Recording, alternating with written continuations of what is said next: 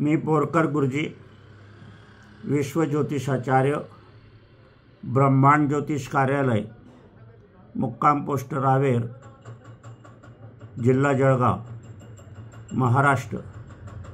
Pin code number आहे 425508। माझा mobile number आहे 9850015558। आमच्या संस्थेमार्फत सर्व कार्यसिद्धी आणि परमभाग्य लक्ष्मी कवच विनामूल्य देण्यात येत आहे। पुष्कळशा व्हिडिओमधून मी मार्गदर्शन केलेलं आहे याविषयी। पुनश्च आपल्याला श्रद्धा असेल, आपली श्रद्धा असेल यंत्रसिद्धीवर, त्यांनीच ही यंत्रसिद्धी मागवावी। ही काच फ्रेम करावे लागते, लॅमिनेशन चालणार नाही आणि अशी पण लावू नका। दिशेला महत्त्व नाही आणि मुहूर्तालाही महत्त्व नाही, कारण हे मुहूर्तावर अभिमंत्रित करून आपल्याला दिली जातात। आपल्याला एवढं करायचं आहे की 5 इंच रुंद, 11 इंच लांब असं पाकिट नाही मिळालं तर 6 इंच रुंद, 11 इंच लांब असं पाकिटही चालेल। याच्यावर मोठं पाकिट नको आणि लहान पाकिट नको। सरकारी पाकिटामध्ये यंत्रसिद्धी मावत नाही, हे लक्षात घ्या। पुष्कळशे घाईगर्दीमध्ये लोक पाठवतात आहे, रिकामे पाकिटं येत आहे, सरकारी पाकिटात ते यंत्र जात नाही म्हणून ते बाजूला काढून टाकावे लागत आहे आणि आम्ही मग ते पाठवू शकत नाही आणि तुम्ही वारंवार फोन करतात। तर लक्षात घ्या, 6 इंच बाय 11 इंच लांब, 6 इंच रुंद, 11 इंच लांब किंवा 5 इंच रुंद, 11 इंच लांब याच्यावर आप्पाला पत्ता लिहा। याच्यावर 20 रुपयाची पोस्टाची तिकीटं साधी लावा आणि ते पाकिट दुसऱ्या पाकिटामध्ये घालून माझा पत्ता लिहा। बोरकर गुरुजी, ब्रह्मांड ज्योतिष कार्यालय, मुक्काम पोस्ट रावेर, जिल्हा जळगाव, महाराष्ट्र 425508 आणि 9850015558 हा मोबाईल नंबर लिहा आणि हे पाकिट स्पीड पोस्टाने आमच्याकडे पाठवा। हे पाकिट आलं की यंत्रसिद्धी पाठवण्याच्या वर्गाकडे ते दिलं जाईल आणि ते शिष्यमंडळी तुमच्याकडे पाठवून देतील। कुठल्याही दिशेला लावा, दिशेला महत्त्व नाही। एक इकडे लावा, पण सर्वांना दिशेला अशी लावा। देवघरात लावण्याची यंत्रसिद्धी नाही, ग्रहाची आहे। तुम्ही शॉपमध्ये लावू शकता, किराणामध्ये लावू शकतात, दवाखान्यात लावू शकतात, विद्यापीठात लावू शकतात, ब्युटी पार्लरमध्ये लावू शकतात, काही प्रवासी बुकिंगमध्ये लावू शकतात, ज्वेलरच्या दुकानामध्ये, मेडिकलच्या दुकानामध्ये, पण सर्वांना दिसली पाहिजे। म्हणजे टोक नजरबाधा ही दूर होते आणि अशुभत्व दूर होते आणि जो पैसा येणारा असतो त्या ठिकाणचा किराणा दुकानामध्ये, ब्युटी पार्लरमध्ये, सलूनमध्ये तो शुद्ध होत जातो। घरामध्ये लावायची असेल तर पहिल्या हॉलमध्ये लावावी, जेणेकरून जो सामान येतो आपल्याला, काही पैसे येतात, काही धान्य येते, काही भाजीपाला येतो, काही इतर वस्तू येतात, त्या सगळं शुभत्व मिळूनच घरामध्ये जातात। अशुभत्वाचा भोग अशुभत्व होतो आणि शुभत्वाचा भोग शुभत्व येतो। परंतु अशुभत्वाचं वर्गीकरण आपण केले तर आसपास 99% झालेलं आहे असं म्हटलं तरी चालेल। एखादं फळ आपण घेतो ते खाली पडलेलं असते, तो दुकानदार पुन्हा ते गाडीवर ठेवतो आणि आपण ते घेतो। एखादी नोट वाईट येते, कोणाकडची असते आणि ती आपल्या घरात येते, म्हणून त्याच्यासाठी ही यंत्रसिद्धी आणि सर्व कार्यसिद्धी यंत्रासाठी।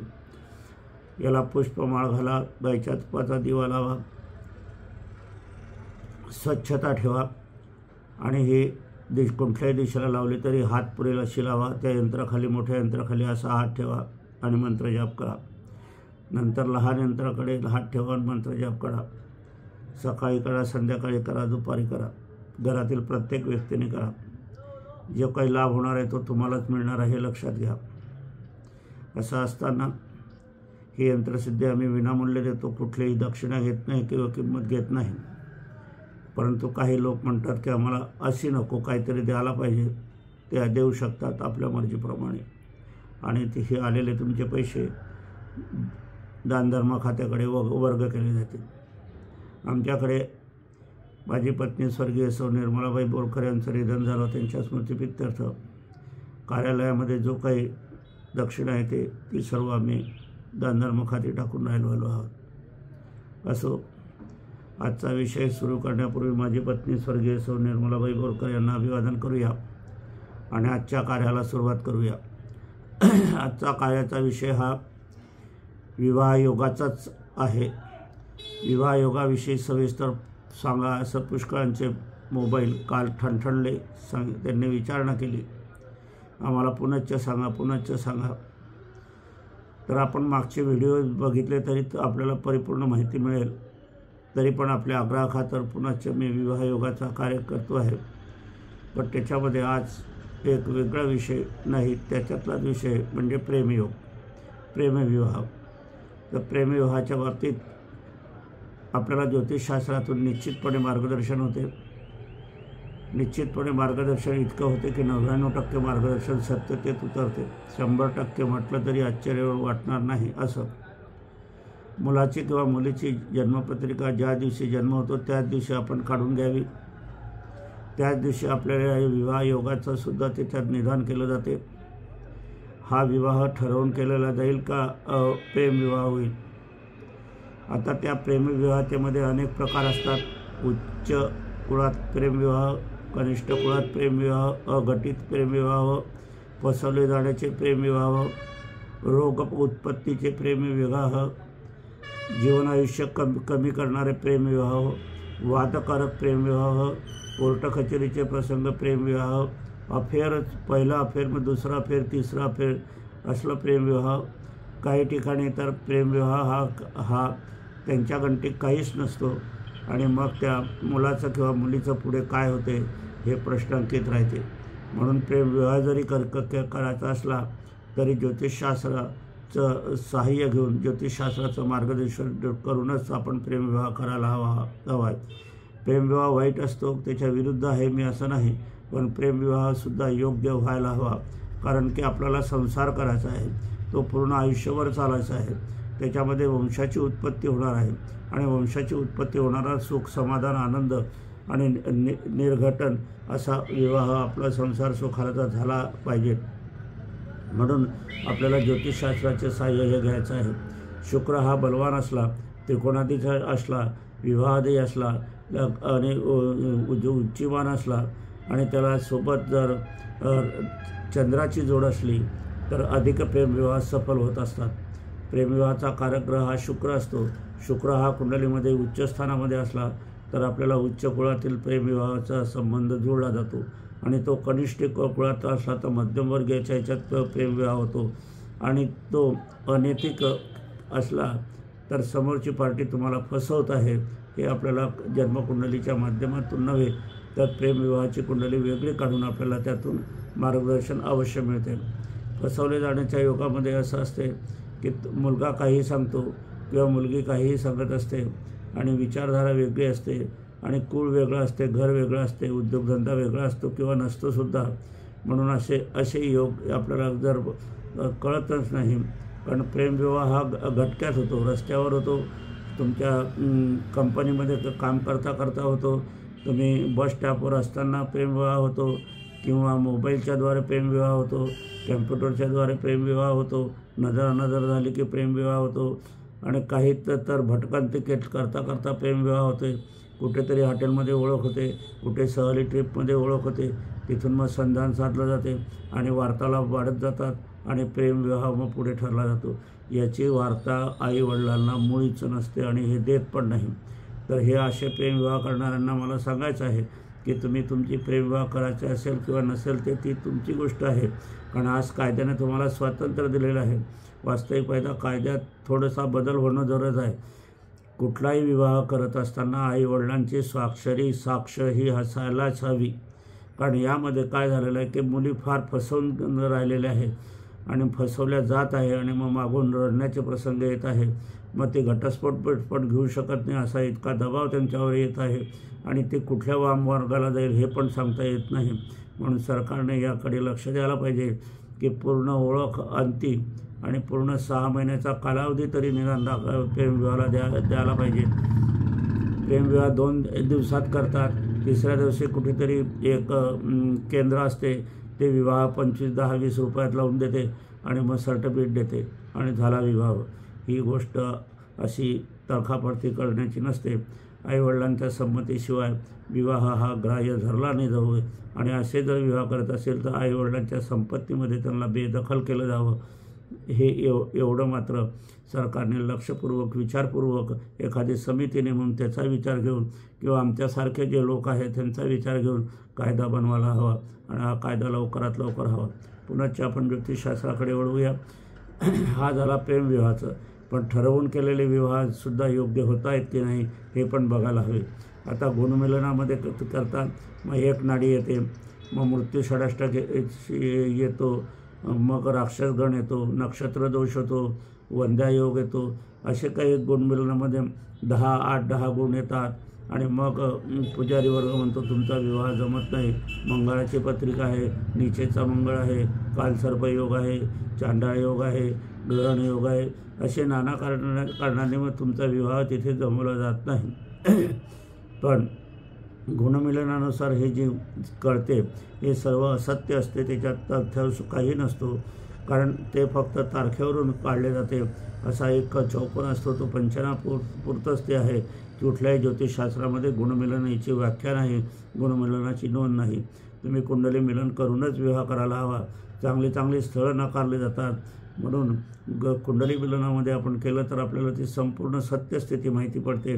मुलगा कसा आहे, मुलगी कशी आहे, अफेर आहे का, काय आहे, रोग आहे का, अल्पायुष्य आहे, पूर्ण संसार करतील की नाही करतील, संतती होईल की नाही होईल याचं संपूर्ण ज्ञान आधी याच्याहून अधिकाधिक ज्ञान तुम्हाला प्राप्त हवं असेल आणि ते आवश्यक आहे तर कुंडली मिलन आणि तेही जाणकार ज्योतिषाकडूनच करावं, कारण कुंडली मिलन करणं फार कठीण काम असते. असो, याच्यामध्ये आता विवाह योग कसे आणायचे आहे, कसे बघायचे आहे, तर विवाहाचं स्थान वेगळं असते. पुष्कळसे लोक जन्मकुंडलीमध्ये लग्नकुंडली म्हणजे विवाह कुंडली समजतात, तर ती विवाहाची कुंडली नसते, ती उदयमान कुंडली असते. तो शब्दच चुकीचा आहे, त्या शब्दाला माझा आक्षेप आहे. ती उदयमान कुंडली असते, ज्या वेळेला जन्म ठिकाण, जन्माची वेळ, जन्माची तारीख हा आणि त्या आकाशक्षितिजावर जो काही ग्रह उपस्थित आहे त्याचा तो नकाशा असतो. त्याला उदयमान कुंडली हे नाव देणंच उचित आणि योग्य आहे. आपल्याला विवाहाची कुंडली काढायला हवी. विवाहाच्या कुंडली काढत असताना संततीच्या कुंडलीकडे लक्ष गेलं पाहिजे, लाभाच्या कुंडलीकडे लक्ष केलं पाहिजे, भाग्याच्या कुंडलीकडे लक्ष गेलं पाहिजे, मृत्यूच्या कुंडलीकडे लक्ष द्यायला हवं, आरोग्याच्या कुंडलीकडे लक्ष द्यायला हवं. जे स्थळ आहे त्यांचे आईवडील काय आहे, कसे आहे, काय आहे ते पण लक्षात घ्यायला हवं आणि नंतर मग आपण विवाहाचा निर्णय करायला हवा. याला जाणकार ज्योतिषीच आवश्यकता असतो. गुरु कुठेही पाहू नका. मी वारंवार सांगतो, 6वा गुरु, 8वा गुरु, 12वा गुरु, वयस्थानचा गुरु, हे जे काही आहे गुरुचं काम विवाह करण्याचं नाही. गुरुने स्वतः विवाह केलेला नाही. तो भजन कीर्तन करणारा ग्रह आहे, तो मंदिरामध्ये जाणारा ग्रह आहे. तो भजन कीर्तन आपल्याला करायचं नाही आहे, मंदिरामध्ये आपल्याला राहायचं नाही आहे. आपल्याला वंश वाढवायचा आहे. तो वंश वाढवण्यासाठी स्त्रीला पुरुषाविषयी आकर्षण जेव्हा वाढते, पुरुषाला स्त्रीविषयी जेव्हा आकर्षण वाढते, त्याच्यामध्ये प्रेम निर्माण होते आणि प्रेम निर्माण झालं की मग शुभमंगल सावधान हा विवाह प्रसंग साजरा केला जातो. तर गुरु हा काम करत नाही, गुरुकडे लक्ष देण्याची गरज नाही. तर हे कार्य करणारा शुक्र असतो आणि प्रेमसंबंध निर्माण करणारा, विवाह करणारा कारक ग्रह शुक्र असतो. शुक्र ज्या वेळेला उच्चीचा असतो त्यावेळेला तुमचं लग्न लवकर येते. शुक्रभ्रमण जसं विवाहस्थानावर सरकत जाते तसं तुम्हाला स्थळात येते आणि याच्यात जर काही अडथळ्याचे योग आले तर मग तुम्हाला विवाहस्थळामध्ये अडथळे येतात. मग काही वेळेला ते स्तंभित योग आला तर मग विवाहस्थळं येईनाशीच होतात. हे सगळं पाहण्यासाठी आपल्याला विवाह कुंडलीवरून आपण हे बघायचं आणि त्याच्या साह्यभूत ज्या इतर कुंडली आहेत त्याच्याकडेही आपल्याला बघायचं असते. काही वेळेला विवाहस्थानामध्ये वंध्या योग असतो, म्हणजे विवाह होत नाही. आता विवाह होत नाही असं सांगितलं जाते, परंतु संतती स्थानाकडे वळलं आणि त्याला संतती होणारी असली तर विवाह होणं अगदी गरजेचं आहे, आवश्यक आहे. म्हणून आपल्याला संतती स्थान पण बघायला हवं असते. विवाहाचा प्रश्न बघत असताना संतती होणार आहे तर मग विवाह होणं आवश्यक आहे. मग विवाह केव्हा होणार आहे? वंध्या योग असला तरी संतती एखाद वेळेस नाही होणार, परंतु विवाह होईलच असं आहे. काही दाम्पत्याला संतती नाही होत, परंतु विवाह तर हा होतोच. मग विवाह होत असताना तो कुठवरचा आहे, कुठं दूरवरचा आहे, लांबवरचा आहे, जवळचा आहे, मध्यम दुरीचा आहे, कुठल्या दिशेचा आहे, दोघांच्या वयामध्ये किती अंतर असणार आहे, दोघांचे स्वभाव कसे असणार आहे, सासूसुनाचे संबंध कसे असणार आहे, विवाह सौख्य कसं राहणार आहे, संतती कशी होणार आहे, विवाहानंतर शुभयोग आहे, लाभयोग आहे, भाग्ययोग आहे, कर्मयोग आहे, धर्मयोग आहे, असं आपल्याला सगळं बघायला हवं. काही वेळेला काय असते, एखाद्या वेळेस मुलगी आपण करतो, विवाह होते आणि मग सासूचा पाय पडतो, पाय घसरून पडते किंवा काही कुयोग निर्माण होतो, काही दुःख निर्माण होतो आणि मग सर्वजण त्या मुलीला नावं ठेवत असतात. पण तसं काहीही नसते. पण आपल्याला बघत असं असताना विवाहानंतर काय स्थिती राहणार आहे, तर लाभ आणि भाग्य, कर्म आणि धर्म, उदयमान कर्तव्य आणि धनस्थान बघून आपल्याला याची उत्तरं आपल्याला समाधानकारक मिळत असतात. असं असताना या ठिकाणी आपल्याला दोघांच्या कुंडली मिलनासाठी दोघांच्या जन्मतारखा, जन्मवेळा आणि जन्मठिकाणी अपेक्षित आहे. तुम्हाला विवाहाचा प्रश्न बघायचा असेल तर ज्याचं विवाहाचा प्रश्न बघायचा आहे त्याचं नाव, तो काय काम करतो ते, आणि त्याच्यानंतर त्याची जन्मतारीख, त्याची जन्मवेळ आणि जन्मठिकाण हे अवश्य आपल्याला लागते आणि त्याच्यावरून आपल्याला मग पुढे विवाहाचा प्रश्नाची उकल करता येत असते. काही वेळेला विवाहाची अडचण येते, काही वेळेला विवाहाची अडचण येते असताना काही उपासना आराधना कराव्या लागत असतात, त्या पण आम्ही सांगत असतो. आता ह्या सांगत असताना ह्या सगळं ग्रहाधीन असते, दैवाधीन एकही उपासना नसते. कारण ग्रहाचाच अंमल हा प्रत्येक व्यक्तीवर, प्रत्येक प्राणीमात्रावर, सृष्टीवर होत असतो.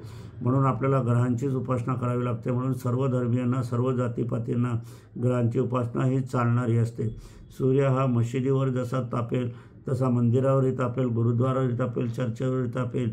पाऊस येईल तर सर्वांच्या घरावर येईल, सर्व जाती समूहाच्या घरावर पाऊस पडेल.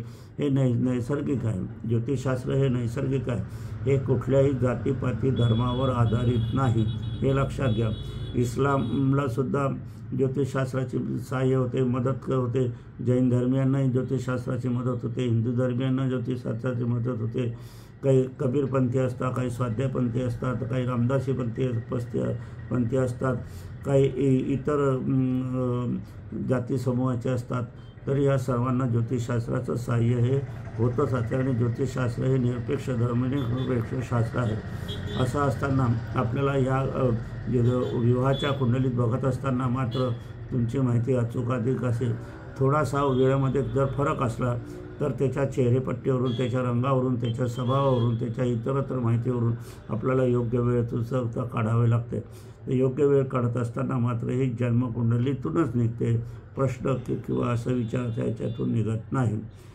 असो, आजच्या कार्यक्रमाचं समापन करण्यापूर्वी माझी पत्नी स्वर्गीय सौ निर्मलाबाई बोरकर यांना अभिवादन करूया आणि आजच्या कार्याला समापन करूया.